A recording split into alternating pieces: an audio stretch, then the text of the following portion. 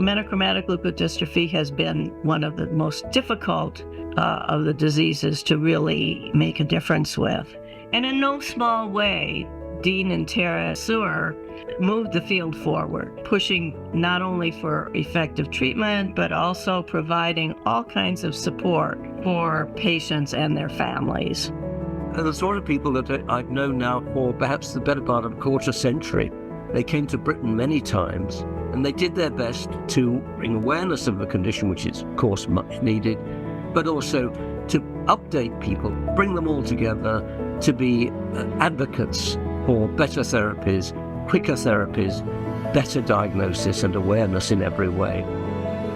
I've been a chemistry professor at University of Washington for almost 40 years, and I didn't work in the newborn screening field for the first 20, 25 years of my career. When we had our second child, she had amniocentesis, and I asked the nurse, what do you test for? Ron Scott at Seattle Children's Hospital. He told me, we don't screen for all 10,000 diseases. We only screen for things for which we have good treatments. I finally got around to talking to an expert in the field. Arvin Fluharty told me that the MLD Foundation is out in Portland, Oregon. I needed to talk to the Suhrs. The first thing, of course, is we needed samples from MLD patients, and this is where the Suhrs really helped me out, is through their foundation and their patient registry. They contacted families. We got blood samples and urine samples from MLD patients. The MLD Foundation, Dean and Teryn, helped me from the beginning of newborn screening, and they deserve the credit for that.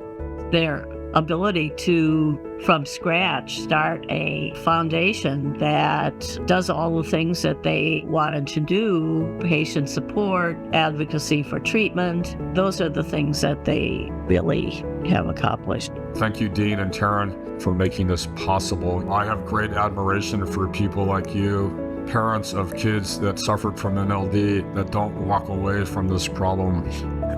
This is what we should be doing. And the Suhrs have been with us the whole way from the beginning. You deserve this patient advocacy award for your work in MLD. You have been the leading patient advocate in this area. You have provided a pathway forward to really making a difference for children, not just in the area of therapies, but also in support, in providing approaches to managing children who don't have the opportunity to have treatment. So I congratulate you and feel that you are most deserving of this award. You contributed to so much in terms of human suffering, and that little bit of kindness that goes such a long way in this area. You can't stop now, Dean and Teryn. You're thoroughly deserving of the award, thoroughly from every aspect.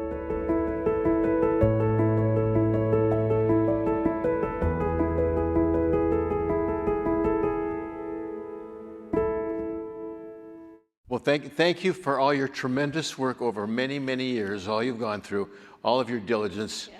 You've certainly more than earned this crystal. Oh, thank you. This award. Thank you. Yeah. Appreciate it.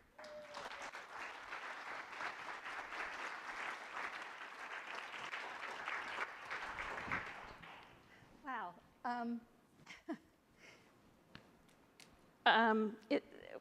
Thank you. It's been our first time we entered the WORLDSymposium was at the second WORLDSymposium, and we walked in and Chet said to me, "Metachromatic leukodystrophy, isn't that a leukodystrophy?" And I smiled at him and said, "Yes, but you also know it's a lysosomal disease." And I think it was your attempt to get rid of us, but we didn't go anywhere. We stayed here, and we're still here. And here we are 2 decades later, celebrating the accomplishments of MLD and the achievements over the past years. But it didn't happen alone. All your dedication and compassion to research for lysosomal diseases, that's why we're all here. And it's an honor to be recognized, not one that we expected. Our most cherished awards will always, our most cherished award, however, will always be the hugs and thank yous we get from our families that we serve, and that's why we do what we do. So in the tradition of award ceremonies, the first thing I want to do is thank my parents. I want to thank them for their crappy genes and for my lovely wife's crappy genes, because from that, we had 2 MLD children. You saw some pictures of them, and that's why we're here.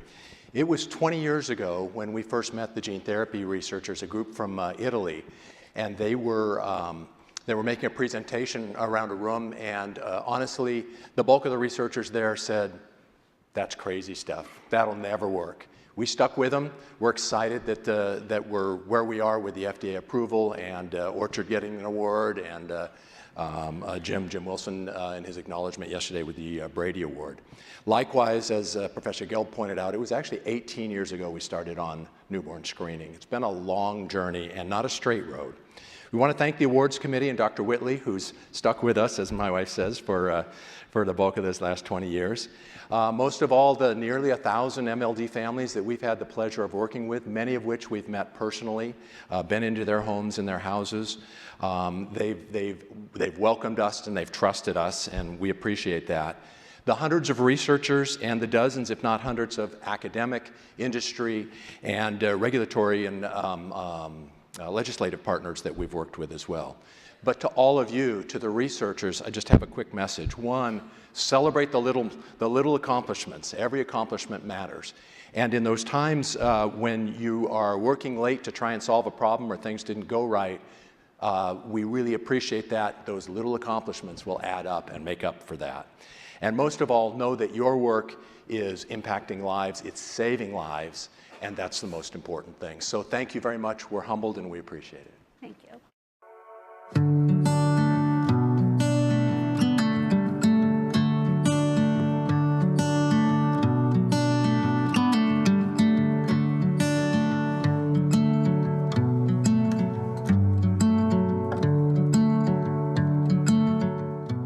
The first time that I met you and Pat and Callie, it was July 5th, 2012, and it is a day that neither of us will ever forget.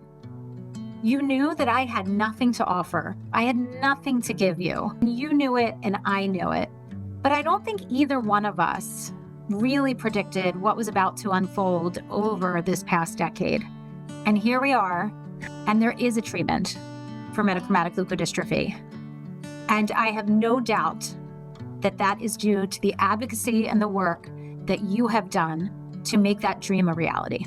It takes an incredible human, an incredible parent to save someone else's child when you know that you can't save your own. Maria deserves the Patient Advocacy Award because she's made a difference in the lives of families and children beyond that. She's advocated for newborn screening throughout the world. I first met Maria. She had read an article in the newspaper about a garden that was created for my daughter. Reached out to me shortly after my daughter's passing to inquire as to whether or not I wanted to get involved with a very crazy idea that she had concocted, launching a center dedicated to the care of children with MLD, research the issues that the MLD kiddos faced. I love crazy, and I decided that I would love to be a part of it and join her in trying to create something that would help other families. We held our first gala, convinced the Children's Hospital of Philadelphia to open up a center dedicated to the treatment and research associated with MLD. My daughter was initially diagnosed in 2012 when they said, take her home, make as many memories as possible, make her comfortable, but she'll pass by the time she's 5. So fast forward to 2024, and those conversations are no longer happening. And a lot of that is due to Maria's efforts and her perseverance. There's no one more deserving.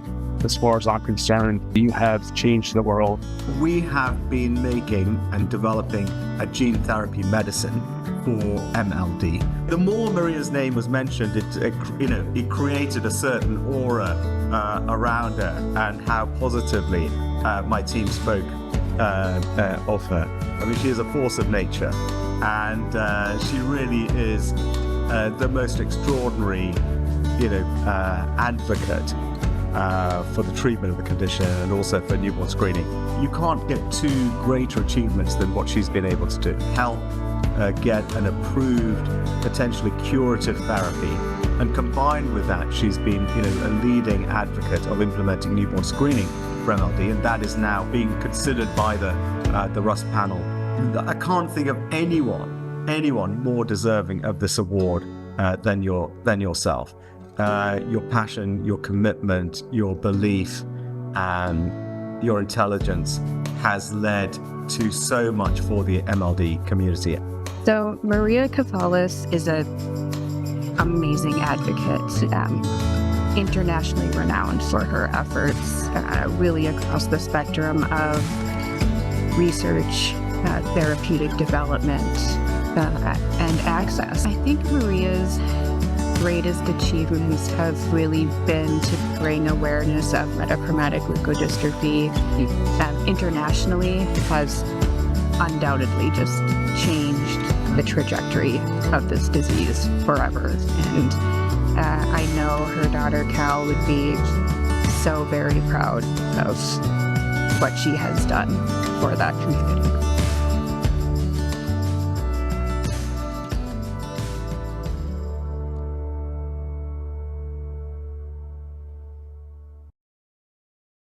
Thank you so much for all you've done. Years, hours, goes on and on, doesn't it? But thank you on behalf of all the children and the researchers for what you've been doing. Thank you. Thank you. I'm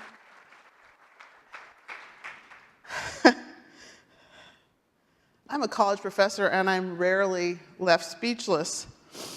And yet I find myself really struggling for words, even though I wrote down what I was going to say. I am so deeply honored to be here this morning with all of you. There are so many people to thank. First, my son, PJ, and my daughter, Camille, who have put up with their demented mother selling cupcakes, 50,000 cupcakes at the last count, for the last decade.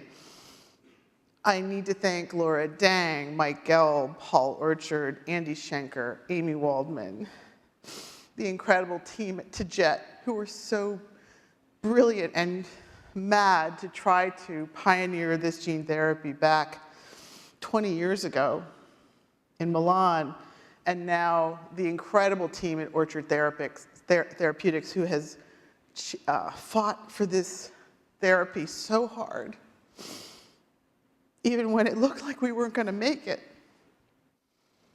And of course, most importantly, the brave and beautiful MLD families who sacrificed so much to get us here. I always say miracles do not just happen, they are earned. At this moment, I really can't stop thinking about my daughter, Cal, and my late husband, Pat. They are in those pictures. I really hope they are proud of me. I hope they know how brave I've tried to be. I must confess, I feel ambivalent about getting an award for advocacy. When Cal was diagnosed in 2012, 6 months after Pat had been diagnosed with multiple myeloma, advocacy for me was more about survival than service. I had to do something to make meaning out of what was happening to my girl. I felt like I was dying with her.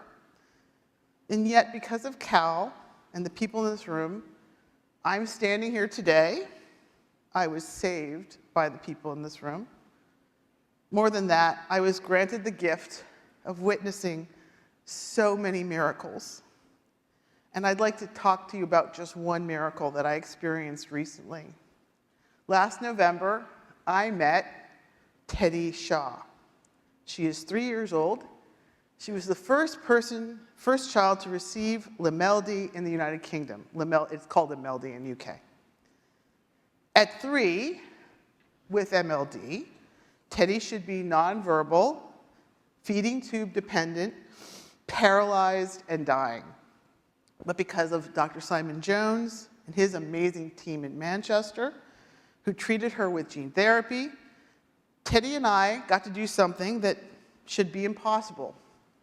We strolled down the streets of Barcelona. The hotel's doorman beamed as we passed him. He had no idea that Teddy should be in a wheelchair. I wanted to tell him that this little girl, who had been featured on the BBC, was a walking medical miracle that people would write about in history books. But I'm sure he thought I would have been insane if I had told him that story. Teddy and I walked into a shop. I bought her Ilsa and Anna dolls from her favorite movie, Frozen. She showed remarkable restraint in that store because, honestly, I told her I would buy her anything she wanted.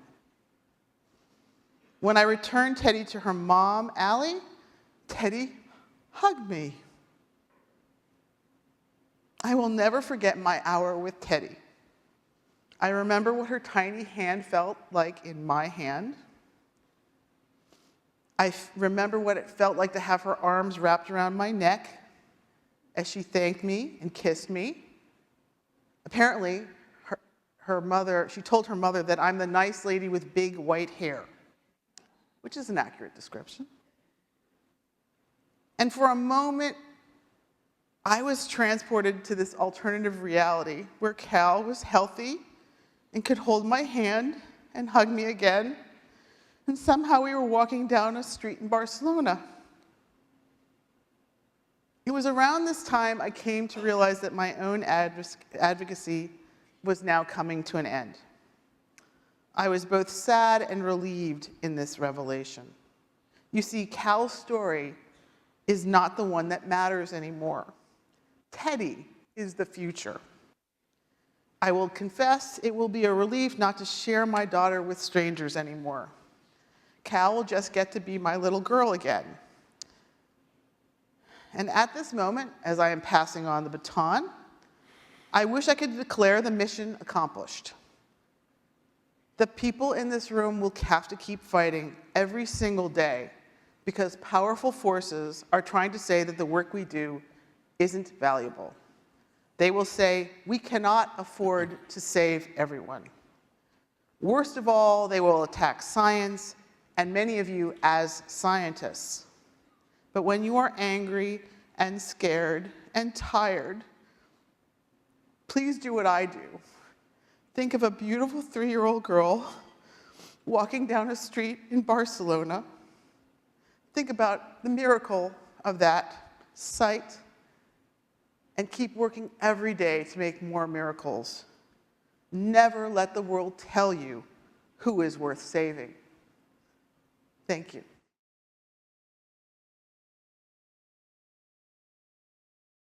Each year, trainees and recent doctoral graduates are encouraged to apply for the WORLDSymposium Young Investigator Award.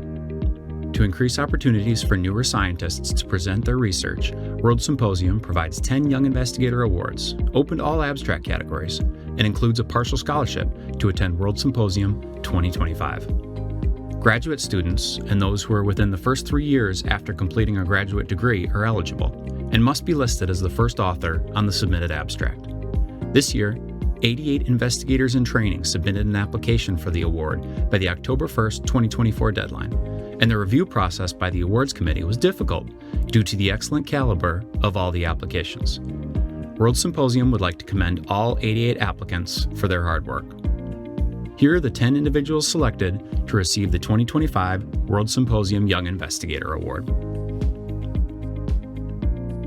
Pratikshaya Adhikari from the University of North Carolina at Chapel Hill for the abstract titled AAV9-based gene replacement therapy targeting the root cause for the treatment of MPS IIID in mice. Amy Donald from the University of Manchester in the United Kingdom for the abstract 250 cases of Gaucher disease type 2, a novel system of clinical categorization and evidence of genotype-phenotype correlation. Alan Feng from Stanford University in California for the abstract, A Novel Mirroring Model for Neuronopathic Gaucher Disease. Angelica Maria Herrera-Pachan from the University of Delaware in Wilmington, Delaware for the abstract, CRISPR-Cas9 edited hematopoietic stem cells rescue MPS IVA fibroblasts phenotype. Andre Leal from Nemours Children's Health in Wilmington, Delaware for the abstract, Uncovering Mitochondrial Disturbances in MPS IVA chondrocytes. Connor Lewis from the National Human Genome Research Institute at the NIH in Bethesda, Maryland for the abstract, Volumetric magnetic resonance imaging and diffusion tensor imaging metrics correlate with clinical outcomes following gene therapy in GM1 gangliosidosis patients. Anna Reinelt from the University Medical Center Hamburg-Eppendorf in Hamburg, Germany for the abstract, Advancing Cardiac Disease Modeling in Fabry Cardiomyopathy by utilizing patient-derived induced pluripotent stem cells, heart organoids, and engineered heart tissue. Christina Reitel from the National Human Genome Research Institute at the NIH in Bethesda, Maryland for the abstract, a genome-wide CRISPR activation screen to identify beta-glucocerebrosidase modifiers. Rosalina Xu from the Federal University of Rio Grande do Sul in Porto Alegre, Brazil for the abstract, evaluation of off-target events after an intravenous injection of liposomal CRISPR-Cas9 complex in vivo.